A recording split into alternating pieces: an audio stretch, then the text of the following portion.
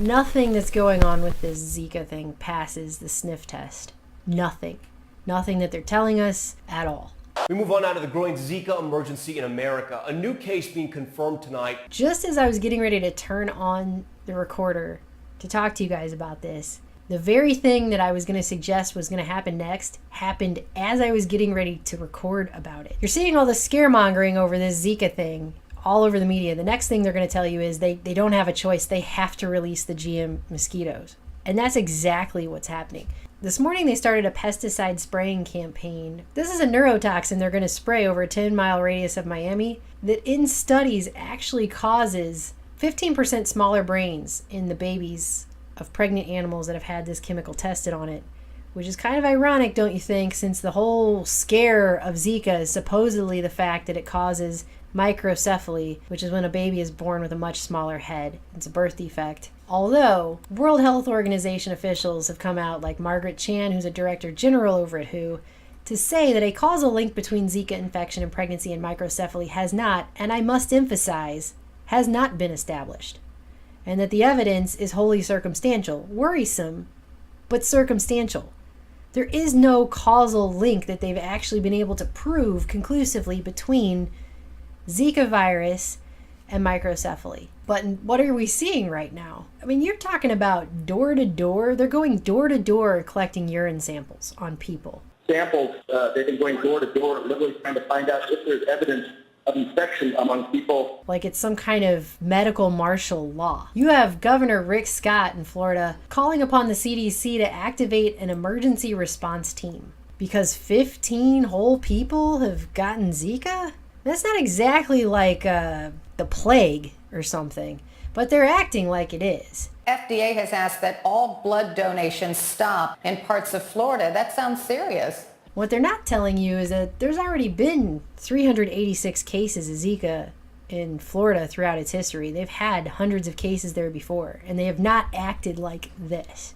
They're even issuing travel warnings. This sounds scary. Pregnant women don't go to Miami. Like, how scared should we be? Well, I don't think you should be scared, but we ought to be prudent. Putting up signs in the airport, and they're saying it's the regulators' infectious Zika incompetence that the FDA won't just allow them to release all these mosquitoes.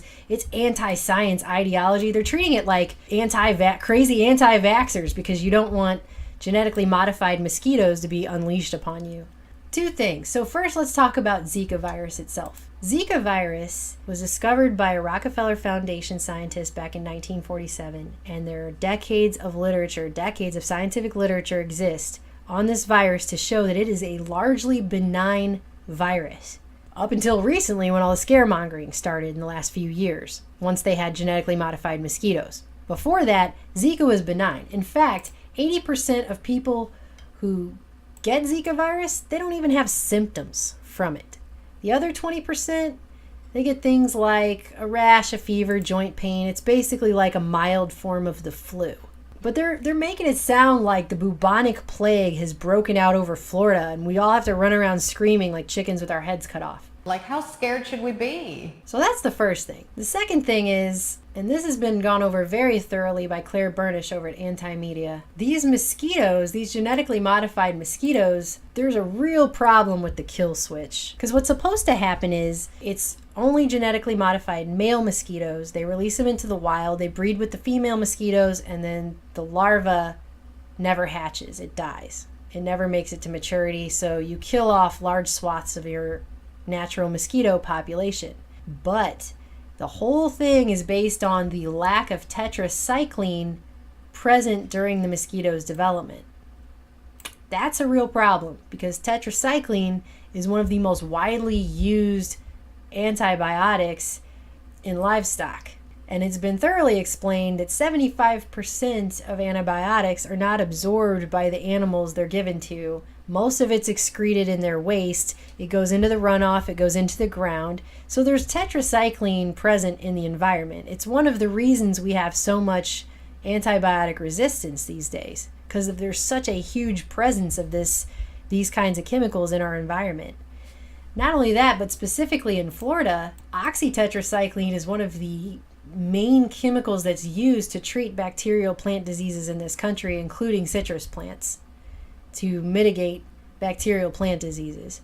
So you're going to have this being sprayed on crops. You're going to have it be given to lots and lots of farm animals. So it's going to be present in the environment.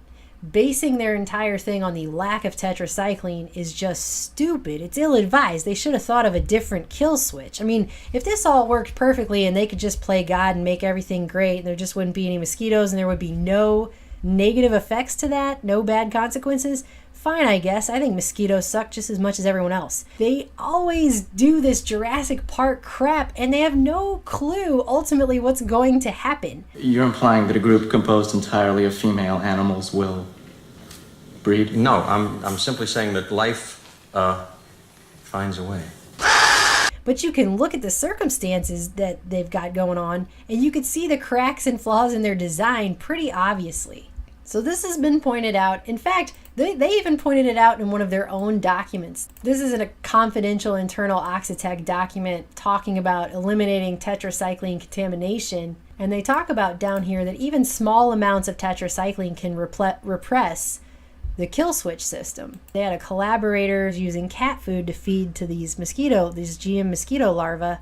The cat food just so happened to have chicken in it. Chickens, being one of the main livestock that's given tetracycline, just so happened to have tiny amounts of tetracycline in the cat food. But it was just enough that 15% of the GM mosquitoes were surviving. 15% of their transgenic line, which means their transgenic mosquitoes are not dying the way they're supposed to. They're not only not dying, they're surviving and they're reproducing. What goes into making these GM mosquitoes? Mercola talks about this.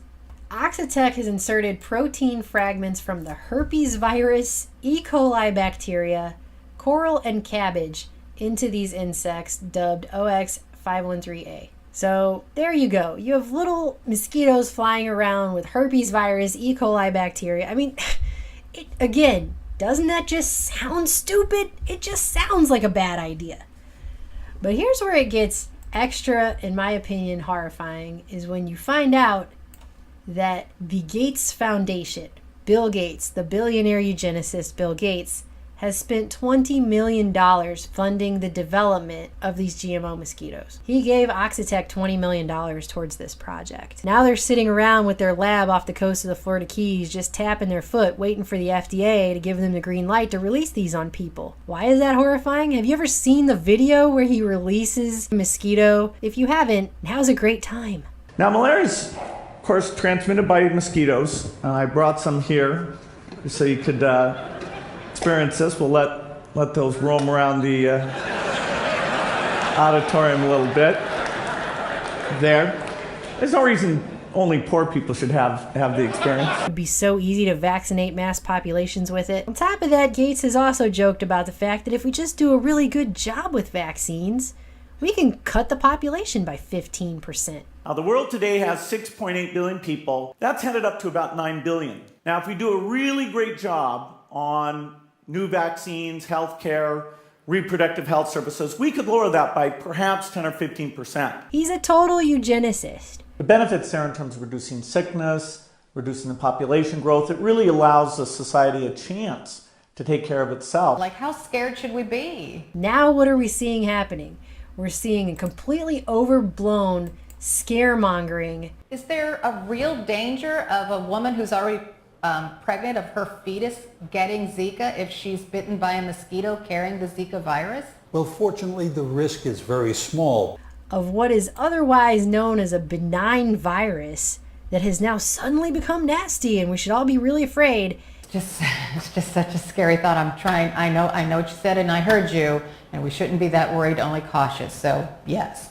You have all these people who are signing petitions saying not in our neighborhood. You had the people living in the Florida Keys threatening to sue. Families in this neighborhood outside Key West tonight are beyond upset. We don't want to be lab rats. Telling us they'll sue if the government allows a British company to release millions of genetically modified male mosquitoes near their homes in an effort to fight the Zika virus. If this is allowed to move forward, we won't be the only place that they target to test. And at the same time that's going on, back in January, you had the MIT Technology Review come out with this little gem. Zika virus could stir demand for GM mosquitoes. And you go down to this little cute paragraph they tucked right there on the end Release of GM bugs in the US is a possibility too, and interest in the idea might accelerate if Zika or unexplained cases of microcephaly spring up in Florida.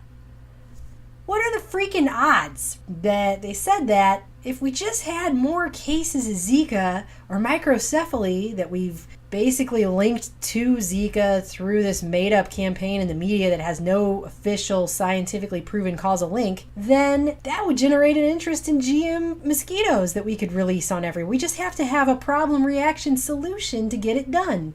And now look what's happening not that many months later. What are the odds?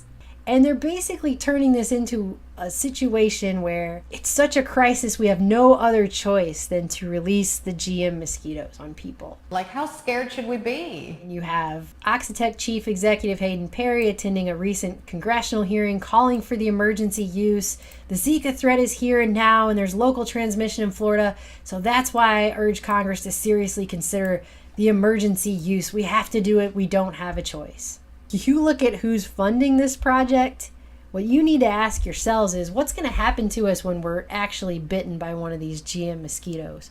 Because there's no way there's not going to be GM mosquitoes reproducing in the natural environment. It's going to happen. They have set up the whole entire design with a pretty glaring flaw that essentially assures that it will. And that's a question that they have not answered. Over here at Collective Evolution, they even talk about it. They say the potential exists for these genes, which hop from one place to another, to infect human blood by finding entry through skin lesions or inhaled dust. Such transmission could potentially wreak havoc with the human genome by creating insertion mutations and other unpredictable types of DNA damage. Think about it this way. When have they ever done anything with genetically modified foods that hasn't wreaked havoc on the environment? When you're talking about all the health problems, we've seen dramatic increases in health problems since GMO food hit the market. We've seen super bugs, we've seen super weeds. They don't actually know what's going to happen ultimately with this. And they can't tell you what will happen, what will be transmitted to you from these mosquitoes. But if Bill Gates has anything to do with it, you can bet it's probably not good. Brought some here so you could experience this. We'll let those roam around the... Nothing that they're telling you about this passes muster. It doesn't. So what's actually going on? That's the question I have. I just wonder what you guys think of it. Like, how scared should we be? It's just such a scary thought. Nothing that's going on with this Zika thing passes the sniff test. Nothing. Nothing that they're telling us at all. We move on now to the growing Zika emergency in America. A new case being confirmed tonight. Just as I was getting ready to turn on the recorder to talk to you guys about this, the very thing that I was going to suggest was going to happen next happened as I was getting ready to record about it. You're seeing all this has not been established, and that the evidence is wholly circumstantial. Worrisome, but circumstantial. There is no causal link that they've actually been able to prove conclusively between Zika virus and microcephaly. But what are we seeing right now? I mean, you're talking about door to door. They're going door to door collecting urine samples on people. Samples, they've been going door to door, literally trying to find out if there's evidence of infection among people. Like it's some kind of medical martial law. You have Governor Rick Scott in Florida calling upon the CDC to activate an emergency response team because 15 whole people have gotten Zika? That's not exactly like the plague or something, but they're acting like it is. Scaremongering over this Zika thing all over the media. The next thing they're going to tell you is they don't have a choice. They have to release the GM mosquitoes. And that's exactly what's happening. This morning they started a pesticide spraying campaign. This is a neurotoxin they're going to spray over a 10-mile radius of Miami that in studies actually causes 15% smaller brains in the babies of pregnant animals that have had this chemical tested on it. Which is kind of ironic, don't you think, since the whole scare of Zika is supposedly the fact that it causes microcephaly, which is when a baby is born with a much smaller head. It's a birth defect. Although, World Health Organization officials have come out, like Margaret Chan, who's a director general over at WHO, to say that a causal link between Zika infection and pregnancy and microcephaly has not, and I must emphasize,